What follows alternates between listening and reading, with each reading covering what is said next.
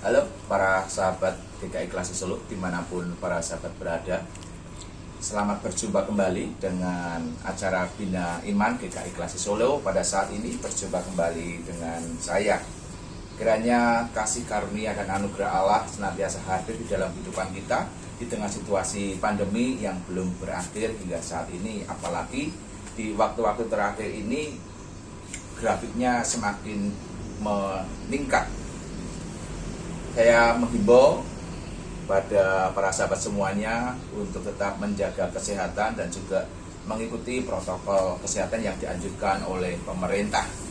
Nah, para sahabat yang dikasihi Tuhan, saya memiliki sesisir pisang di sini, di mana pisang ini isinya ada banyak, ada lebih dari 10. Saya mau memakan ini bagian mana dulu itu terserah saya.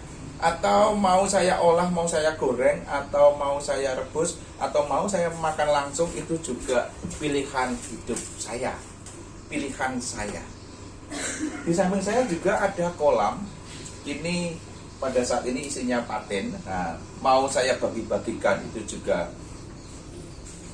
hak saya, atau mau saya jual itu juga tergantung saya sendiri. Termasuk juga ada beberapa sayuran-sayuran kecil di sini. Ini juga mau saya olah pakai mie instan atau mau saya oseng dan lain sebagainya. Itu pilihan-pilihan saya. Nah, Bapak Ibu yang dikasih Tuhan, para sahabat semuanya, bicara soal pilihan itu juga ada di dalam kehidupan kita sehari-hari. Bagaimana ketika kita hidup sehari-hari kita diperhadapkan dengan begitu banyak pilihan. Bicara soal pekerjaan, kita mau bekerja secara mandiri, berwirausaha, itu pilihan kita. Atau kita mau menjadi ASN, atau kita mau bekerja di dalam sebuah perusahaan, atau kita mau bekerja dimanapun itu menjadi pilihan itu.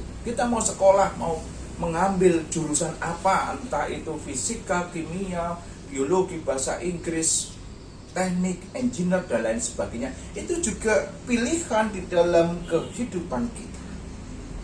Begitu juga di dalam kita mencoba untuk mencari kebahagiaan hidup. Apakah kita bahagia hidup seorang diri atau kita bahagia hidup bersama-sama dengan pasangan kita? Bahkan juga anak-anak remaja, mereka kadangkala berusaha mencari kebahagiaan hidup dengan berbagai macam cara. Entah itu cara yang baik ataupun cara-cara yang tidak baik. Termasuk juga bukan hanya sekedar para remaja, tetapi orang-orang dewasa dan juga orang-orang tua juga mengalami hal yang sama.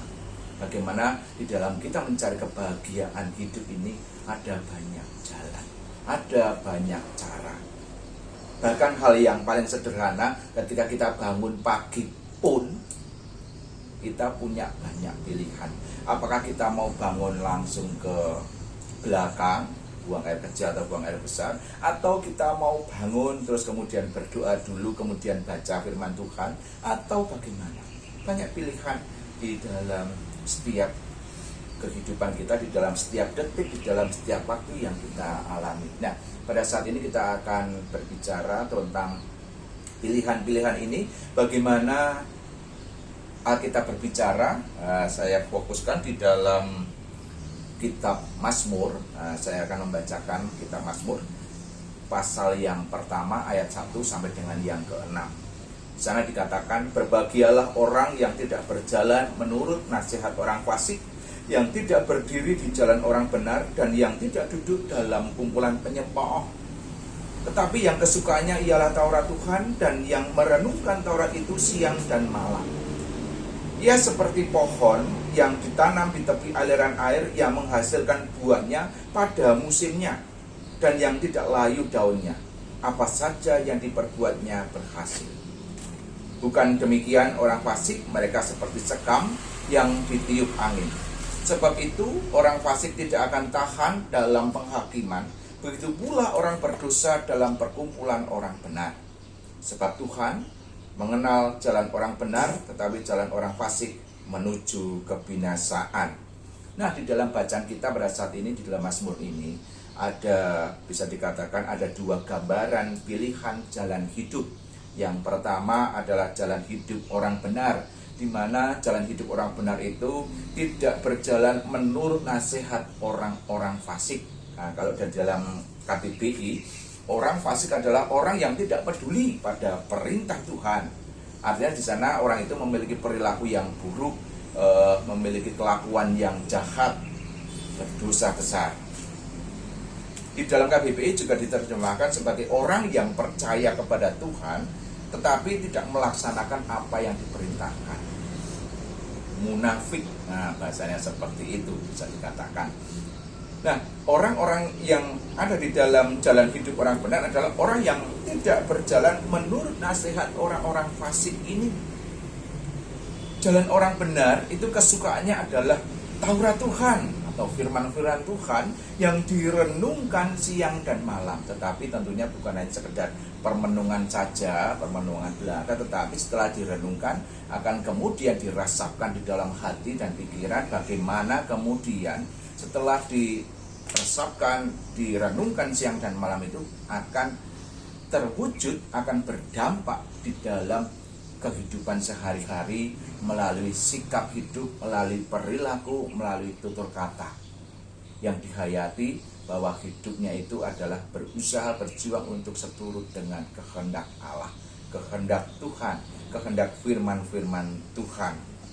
Jalan orang benar ini digambarkan seperti pohon yang ditanam di tepian air, di mana kalau pohon ditanam di tepian air, aliran air itu tentunya pohon itu tidak akan kekurangan nutrisi, minimal tidak akan kekurangan air untuk dia bisa bertumbuh, untuk dia bisa melanjutkan kehidupannya. Akar-akarnya akan berusaha untuk mendapatkan kehidupan, mendapatkan nutrisi dari air yang ada di dekatnya itu. Maka pohon itu akan mampu bertumbuh kembang dengan baik dan juga akan menghasilkan buah sesuai dengan musimnya. Nah, ini adalah yang pertama, jalan hidup orang benar. Kemudian yang kedua, di dalam bacaan kita disebutkan adalah jalan hidup orang fasik, di mana gambaran hidup orang fasik itu seperti sekam yang ditiup angin, kabur kemana-mana. Kita bisa bayangkan kalau kita pernah tahu yang namanya sekam, apalagi kalau di tempat penggilingan padi itu sekamnya banyak banget. Coba kalau sekam yang begitu banyak itu tertiup angin kemana-mana, itu akan membuat banyak orang mengalami kesulitan, mengalami kerepotan, dan bahkan juga orang-orang mengalami marah. Karena apa? Karena gangguan sekam yang bisa paling tidak apa?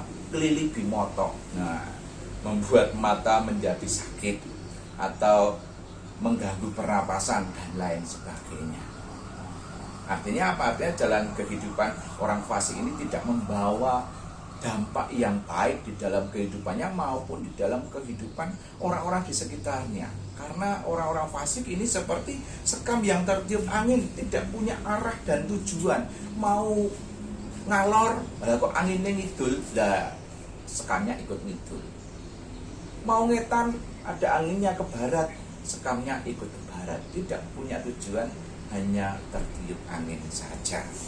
Dan jalan orang fasik ini di dalam ayat 6 dikatakan menuju pada kebinasaan. Nah, tentunya kalau jalan orang fasik ini menuju pada kebinasaan, jalan orang benar adalah menuju pada kehidupan. Nah, para sahabat yang dikasihi oleh Tuhan Yesus Kristus, hidup itu di depan kita ada banyak sekali pilihan. Dan sang pemazmur pada saat ini menunjukkan dan mencoba memaparkan bahwa di depan kita ada dua jalan kehidupan. Nah, pertanyaannya untuk kita semuanya sebagai umat Tuhan, manakah jalan yang akan kita pilih? Apakah jalan orang benar atau jalan orang fasik? Jalan orang benar yang menuju pada kehidupan atau jalan orang fasik yang menuju pada kebinasaan? Mari kita merenungkan dan kita merefleksikan kembali perjalanan hidup kita. Kita sebagai umat Tuhan tentunya harus memilih jalan hidup orang benar. Karena disitulah Tuhan terkenan kepada kita. Selamat menjalani kehidupan ini, selamat beraktivitas. Tuhan memberkati kita semuanya. Amin.